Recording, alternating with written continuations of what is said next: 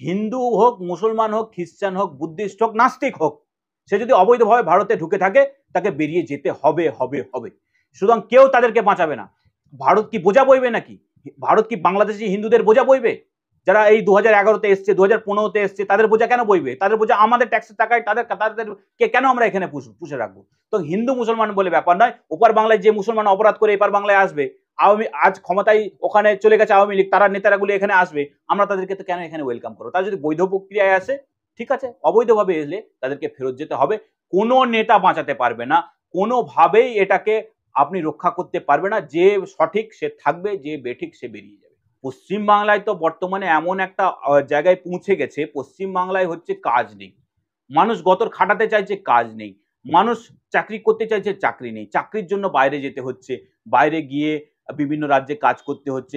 একদম এখানকার শিক্ষিত ছেলে বাইরে গিয়ে চপ বেচছে, এখানকার শিক্ষিত ছেলে এলাকায় লজ্জা লাগছে বলে বাইরে গিয়ে সিকিউরিটির কাজ করছে, এখানকার শিক্ষিত ছেলে এলাকায় কিছু করবে না, বাইরে গিয়ে দেখা যাবে সে বাদাম বেচছে, শাড়ি বেচছে, হাজার রকমের কাজ, যেখানে দেখবেন হকার থেকে শুরু করে লোয়ার লেভেলের যত ধরনের কর্ম আছে, বাঙালি মুসলমান, বাঙালি, হিন্দু ছেলেরা গিয়ে কাজ করছে এবং সেখানে তারা হচ্ছে বিদ্বেষের শিকার হচ্ছে, কারণ তারা বাংলাদেশি। কারণ এই এই ভূমিকাটা পশ্চিমবাংলায় চলেছে দীর্ঘদিন ধরে। পশ্চিমবাংলাকে একদম অবাধ ওয়েলকাম রেখেছে, পশ্চিমবাংলার সীমান্তকে ফেন্সিং করা হয়নি দীর্ঘদিন ধরে।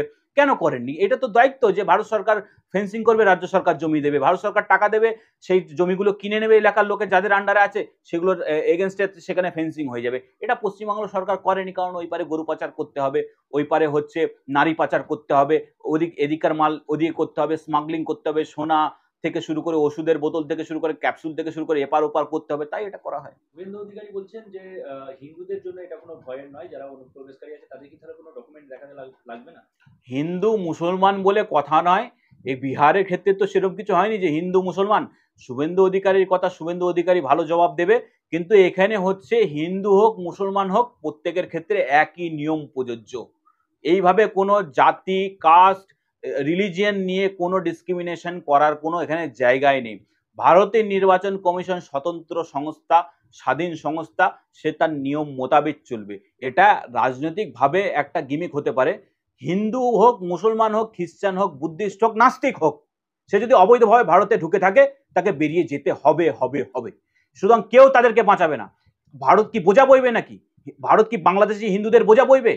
যারা এই 2011-তে এসছে, 2015-তে এসছে, তাদের বোঝা কেন বইবে? তাদের বোঝা আমাদের ট্যাক্সের টাকায় তাদেরকে কেন আমরা এখানে পুষে রাখবো? তো হিন্দু মুসলমান বলে ব্যাপার নয়। ওপার বাংলায় যে মুসলমান অপরাধ করে এপার বাংলায় আসবে, আজ ক্ষমতায় ওখানে চলে গেছে আওয়ামী লীগ, তারা নেতারাগুলো এখানে আসবে, আমরা তাদেরকে তো কেন এখানে ওয়েলকাম করবো? তারা যদি বৈধ প্রক্রিয়ায় আসে ঠিক আছে, অবৈধভাবে এলে তাদেরকে ফেরত যেতে হবে। কোনো নেতা বাঁচাতে পারবে না, কোনোভাবেই এটাকে আপনি রক্ষা করতে পারবে না। যে সঠিক সে থাকবে, যে বেঠিক সে বেরিয়ে যাবে।